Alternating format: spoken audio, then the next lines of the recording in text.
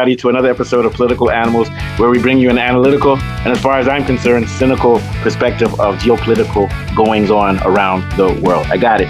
I'm here with Kunle Williams in Lagos, Nigeria, who's the optimally ideal one, and I'm the cynical one. But let's jump in. When you hear this news, you'll start to get more cynical. Kunle, have you heard of the thing called the Abraham Shield or the Abraham Agreement that's going on in the Middle East with Trump and Israel and Saudi Arabia and a bunch of other traitors to Arabic unity? Have you heard about it? So, have you heard about it? Well, I'm aware of Israel's efforts to normalize its relations. Okay, so what it is? Yeah, your connection is bad. Anyway, so here's what the Abraham Shield is. It's a 6 point. Can you hear me? Yeah. Yeah, I think so. Am I good now? Yeah, you're good. Stay close. Can you hear me well now? Yeah. So here's the plan for the Abraham Shield. Plan part 1: closing the front in Gaza, returning all hostages, establishing a technocratic transitional government in Gaza, and a regionally led de-Hamasification. Number 2: implementing and enforcing the agreement in southern Lebanon through a zero violations policy and strengthening the Lebanese army. That means that they basically control Lebanese army. It'll be puppets of them, and they can bomb them anytime. Zero violations. They'll say, "Oh, you made a violation, we can bomb you." Number 3: following the fall of the Assad regime, harnessing regional forces to stabilize Syria and turn it into a buffer against the Iranian axis. Part 4: deepening the moderate regional coalition. That's Saudi Arabia, led by returning to a fast-track normalization with Saudi Arabia. That's what you said. Number 5: implementing a blockade against Iran and preventing its nuclearization.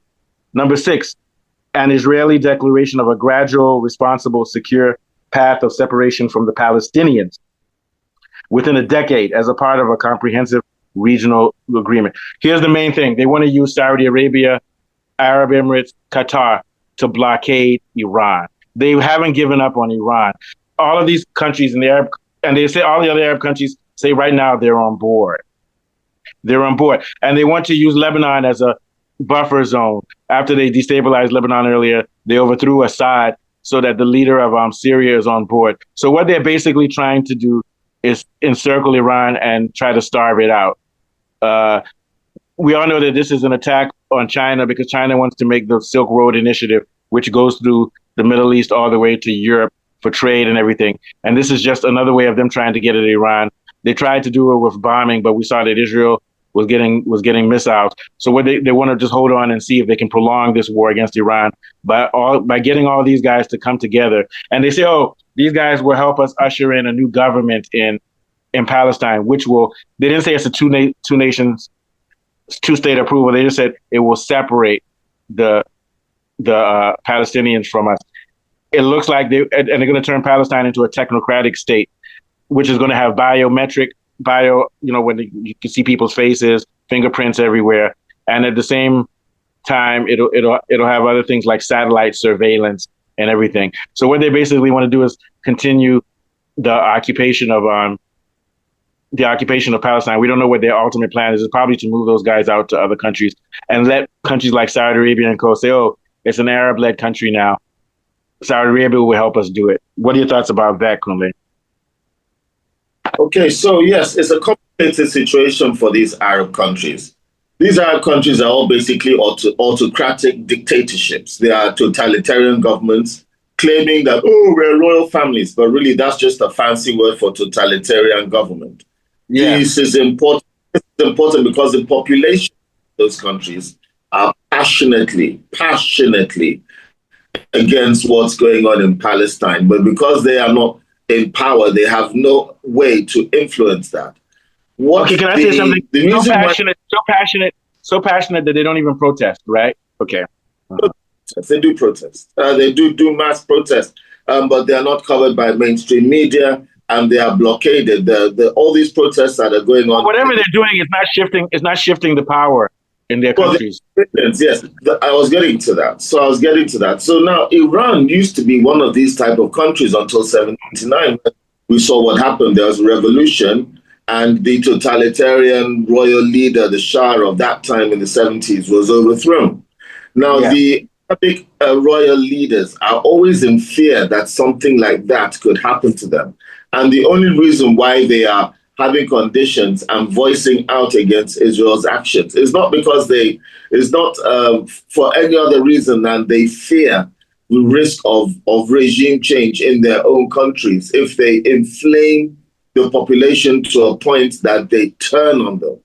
So that is the only reason why they're making it even slightly difficult for Israel. If they didn't have to fear that at all, they would have signed all of these things a long time ago because they have the stranglehold over the government, but they fear that revolution. And that is what they have to temper. So when they go ahead and decide to sign these agreements and agree with them, they are also putting themselves at risk. The only thing that will provide a solution in respect of these countries is for these people to overthrow the leaders of their countries and to have a revolution of their own. But you have to remember that these sort of things have to be in the best interest of the country. Nobody wants to say, oh, we want to overthrow government, but let's blow up Third Mainland Bridge. You know, to give you an idea, you want to overthrow, but you don't want to destroy your infrastructure in your country at the same time. So that's why and also these countries are enjoying relative wealth and comfort. So even though they don't have say in foreign policy, they're not living in poverty because of the oil and because their governments, although they're under totalitarian leadership, their bellies are full. And so since their bellies are full, that's what's all. Okay, so here's the difference, though. So making it harder for them to. So here's the difference. So here's the difference between these Arab countries and a European country. If Russia destroyed Ukraine and said, "Oh, don't worry, Europe, the rest of Europe will still be economically well and everything else," the Europeans will still fight back for Ukraine. The Arabs will sit down and even though they're living comfortably, they will let their religion, Islam, be sullied this way, with the way that these people are being killed in Palestine. They will sit down and watch their brothers get killed, and they'll say, because we're doing well. For example, even if Americans are doing well, but Americans took money out of their pockets and said we're willing to put money to fight Russia, even though they felt it was a sacrifice. Do you see what I'm trying to say? So these people are willing, and this is how slavery persists. White people who are against slavery are, I'm not the slave. So my point being is, if that's the case, then Palestine is done and Iran is done, because those countries will always be comfortable, because the U.S. will always make sure they're comfortable. Do you see what I'm saying? But they can't really blockade Iran because of the Hormuz Straits. It will hurt themselves to start blockading Iran. So, I mean, I don't think that's going to happen. I think that's a stupid idea. But definitely, Palestine can be wiped off the face of the earth, and the Arabs won't do anything about it. Now, if someone tried to wipe out Britain off the face of the earth, and Americans knew that although Britain is wiped off the face of the earth, it won't affect us, Americans will go and fight for them now. Do you see what I'm saying? So what I'm trying to say, let's say we knew, I'm just giving a hypothetical speech. Hey, America, we'll be okay, but Britain's going to be wiped out, but it's not going to affect us immediately. But a bunch of black people from Africa are killing off Britain. So what I'm saying, white supremacy works in that if you attack one white person, the whole white world will defend that person, even if it's not in their interest. Do you see what I'm saying? Yeah, they'll do that. Yes, they'll do that, even if it's not in their interest. They have a Commonwealth bond that puts them together. So what I'm saying is that the Arabic countries, all of them, from culture to government, they're losers because they don't care. They're sitting down and they're watching. Likely, this could be more than 2 million Palestinians killed by the time it's over, and they're not lifting a finger because they don't want to get rid of their comfort. The populations in the Arab countries are just as aggressive as the populations in the Western countries against what's going on. And same with the Western countries. The reason why there isn't enough to take them over is because there isn't enough poverty in them. Because before but you hear what I'm saying, though. But here's my argument. Even if the U.S. was doing rich, Americans will go and protect any white nation in the world, and they will lose their lives and suffer.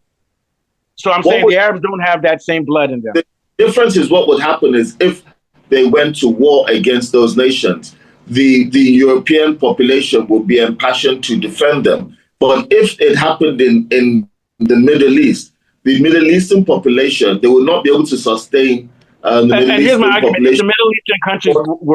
If the Middle Eastern countries were aligned, if they were aligned along with Iran, we saw how Iran dealt with Israel. So you can only imagine what it would be like if Saudi Arabia helped Iran, and you also had Syria and Lebanon before they let those countries go down. If all of those countries were together, Israel would be finished. And all they would do is they don't have to attack Israel. They'll just say, we will fight you unless you come up with a ceasefire with Gaza. That's all they have to say. You saw what happened from a few missiles that Iran sent. But part of the problem is that the only care. They don't care. And in these Arabic countries, if a black person steals, they behead black people. We have to remember these Arabic countries enslaved black people before the whites did. These guys are corrupt and violent people, and they don't stand for anything proper. Black people are treated like animals in those countries, even to this day. The only reason why a people would rise up for regime change is not to do with the actions of other people in foreign countries, but to do with what is going on in their own country. That's always a primary reason. That's why you. Yeah, but this is in their region. In their region, a whole group of people, their brothers, are being killed. If that's not a rallying cry for the whole region, I don't know what is. Because now you see what's next. They took Syria. They took Lebanon. If they take Iran, how do they know they won't be next? They have no solidarity with their brethren, their people. If you look at that's their region. They're allowing a genocide to take place in their region. They're allowing. America is an anti-Islamic country. It's against Islam. And Islam is their religion throughout all of the Middle East, and they're allowing their governments to be in bed with people who actually call them infidels. Every country in the world is allowing it to take place because there's no country in the world that is militarily strong enough to stand up to America. Yeah, but Iran, it's not about the U.S. The U.S. is reeling now. What I'm saying that the U.S. can't fight. I'll give you a perfect example. Vietnam fought the U.S. and lost 2 million people, but now they're a free country. There's no freedom without violence and without suffering. If they face the U.S., wouldn't you agree with me? If the U.S. went to war with the Middle East, a lot of Middle East people will die, but the U.S. will lose. You can't occupy another country unless the people surrender, and they won't surrender. When Vietnam was attacked, Vietnamese are defending themselves. It wasn't the Burmese or the people from neighboring countries that came to rally to defend them. So what I'm saying, but what I'm saying that the difference is that the Europeans will defend their people. The Arabs are not defending their brethren, and not only that, they're allowing the U.S. to let their government be involved. It's one thing to say we're not going to do it. To now say that you're now involved as they're going to use Saudi Arabia to commit genocide and to displace people. So it's not a matter of them not jumping in. They're allowing their government to be used to facilitate a genocide. If you look at Europe, right, this is when I go back to the fact that those governments are totalitarian governments. That means they do not consult their people about whatever foreign policy they want to do. That was how it was in Iran, but the people stood up and fought. So what I'm saying is that the people of Saudi Arabia, they're citizens, and all of them are losers. And what I mean by losers is that they don't challenge their government at all. In America, at least we challenge our government. They don't challenge their government at all. They're not willing to die for freedom. So let them sit down. They're not part of the world movement anymore. They can sit down and enjoy their wealth. All these Middle Eastern countries, the leaders have their positions because of America. They have their weapons because of America. And then their subjects are prospering because they're being allowed to. That's my point. They don't care about Palestine. White people care more about Palestinians than Saudi Arabian citizens. They don't care. They don't care. There are rich white people who are on the front line. There are rich white people who are going to Gaza now and getting killed defending these people. Those members of Saudi Arabia, UAE, they're spoiled. They're pampered children. They don't care. Yeah. And one of the reasons they don't care is because of the Shiite-Sunni distinction. This is why the West keeps winning, because we fight each other. The West is controlling the Middle East because the people in the Middle East are mentally colonized just as bad as Nigerians are. They're mentally colonized. If you look at Iran, the reason for the regime change in Iran wasn't because of any other reason, but because the Shah was impoverishing the people. That's the first reason for people to rise up against the government when they're being impoverished. There's no other reason. So that's why they're not rising up. But not in all countries, though. Not in all countries. Nigeria stood for, we stood for South Africa during that period. We helped them any way we can. And we made sure we didn't enact. South Africa couldn't fly over our space. We at least we have that much. The Arabs don't even do that. They're letting the West use themselves as basis to attack their own brethren. That is very bad. Own government had decided not to help, that there had been nothing the people would have been able to do to overthrow it. It's because the government were on the right side of history in defending their race at the time. But the leaders in the Arab states are the ones that issue, not the population. That's the point I'm trying to make. Because the leaders... You have a different view of politics than I do. You have a different view of politics.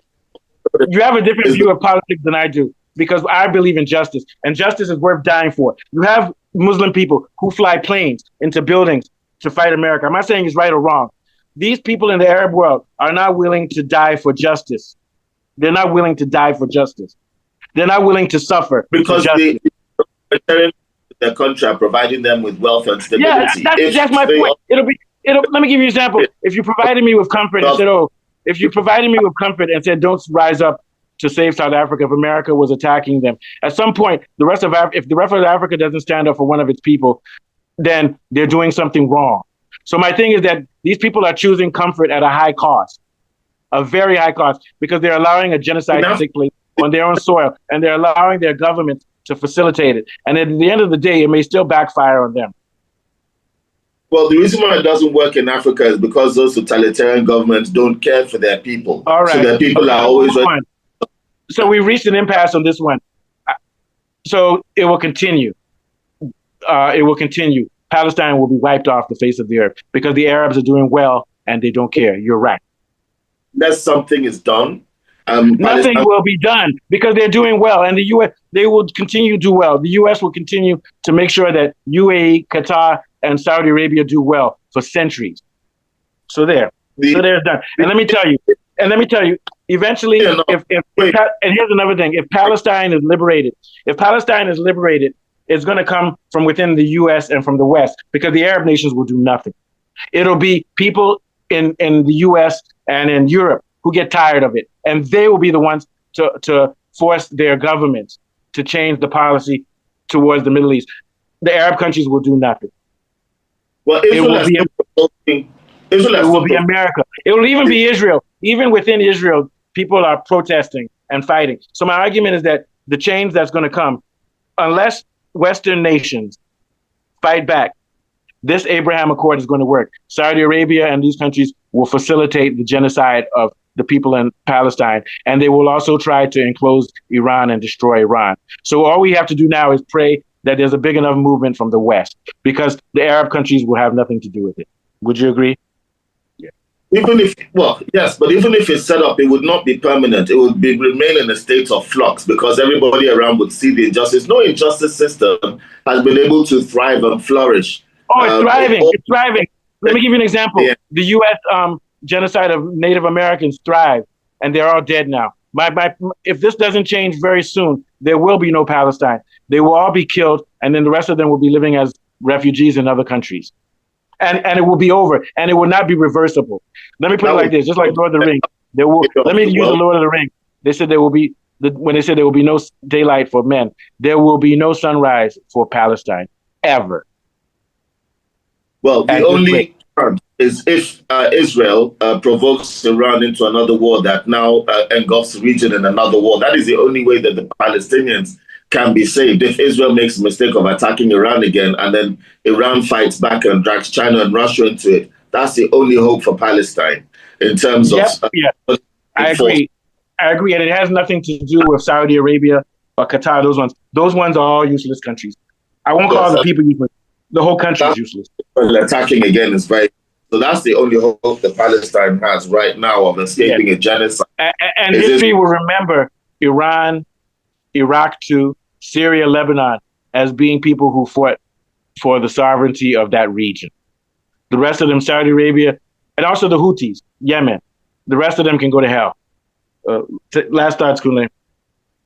Yes, well, this war has also shown a change in the leanings of people and the disgust they have in their governments in the West. We didn't really discuss the issue of the Glastonbury Festival. You can bring it up. Bring it up for 5 minutes. 5 minutes. Yes, we're running out of time. Bring it up.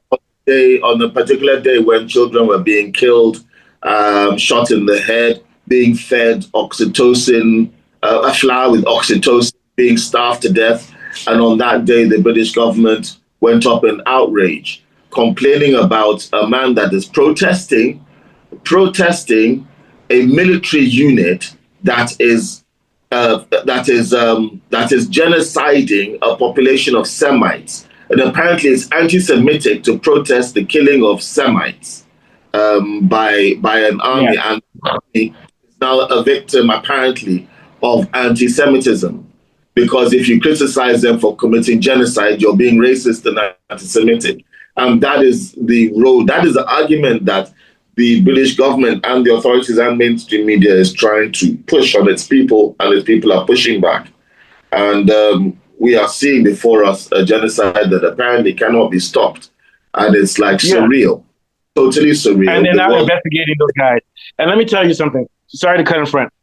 If during the Nazi war, if I said kill Nazi soldiers, maybe someone can say, don't say that, it's wrong. Maybe, no, don't say that, it's violent. But it's not, they wouldn't say that I'm racist against German people.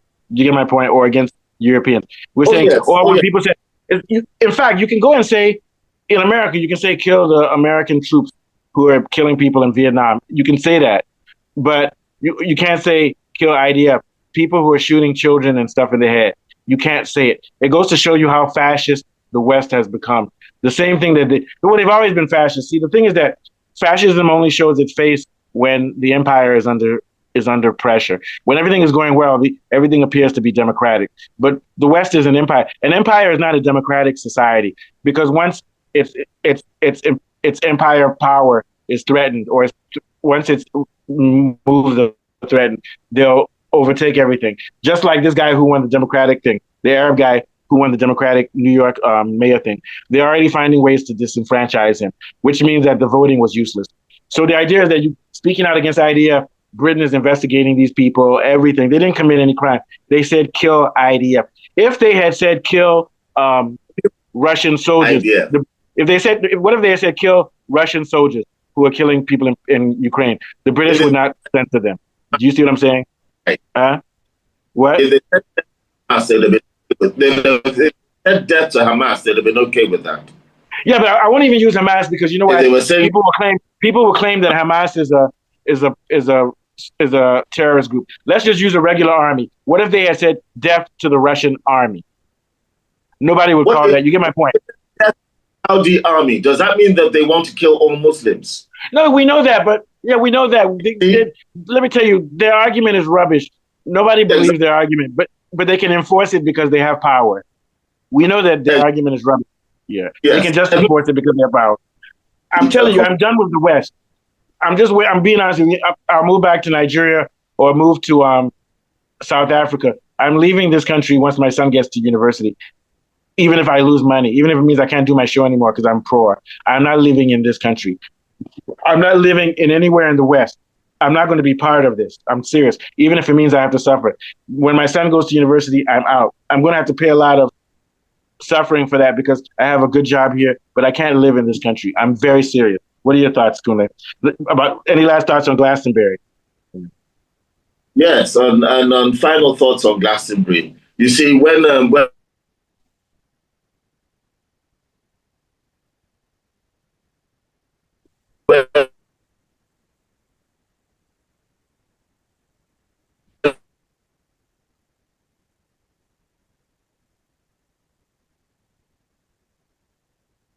your connection is bad. When you have a state that, if you look at, so what they'll do is they'll focus on themselves as the victims, but then the people who they victimize, their lives mean nothing and we don't need to focus on them. So when they say 20,000 people were killed, they say, what about October 7th? Because they don't even want to hear about one person that was killed in Gaza. They don't care about their life there. All they care about is their life. And that is why you cannot have a state like that be allowed to exist where you have different rights for people based on their ethnicity or their race or their color. It cannot work. And once you have that, it will always be in a state of flux until it is ended. So no matter how many battles they win, they will never win them all because it's always destined for failure with that. I hope so. I really hope so. The only chance is BRICS, this new world order, because this new world order, BRICS represents a lot because it represents economic sovereignty and control of resources. And once the global South has control of its resources, there's nothing the West can do to stop it. Then a lot of us may die, but the next world war is going to be us getting rid of the new Germany. The new Germany is the West. They are the new Nazis, and they will lose. Yeah. They will lose the same way that the Nazis lost in the next war. It's going to be a big war, but I promise you, our grandchildren, our great-great-grandchildren will be talking about the heroes. Guys like Traore, guys like Putin. I'm serious. People who created a new economic system so that we don't have to be under Western imperialism. And there's nothing they can do about it. They can create the Abraham Shield. They can do all this shit. These are the last days of the Western white supremacist empire. And they have two choices. They can either blend with the rest of the world or they can go to hell. Take us out. Yeah, so it's been a day of drama. We've seen all these atrocities and horrors going on in Palestine, whilst the white Western supremacist government is appalled at the protests. They focus on the protests and they don't mind the killings. And that's basically what's incensing the world. So we pray that we're able to kick back against this injustice and see something better come out of it. And so from here in Lagos, from here in Washington, D.C., it's myself and Mr. First. And we bid you goodbye, and we'll see you on the next one. Also, Kool-Aid, we also pray that Verstappen goes to Aston Martin. I'm just joking. All right, have a good one. See, we'll do 2 more shows tomorrow, then we'll take a break for after tomorrow for Thursday and Friday. Thank you. Okay. Cool. That was a good one. Passionate. I like this episode because it's passionate. This shit is bullshit, man. Yeah. Yeah.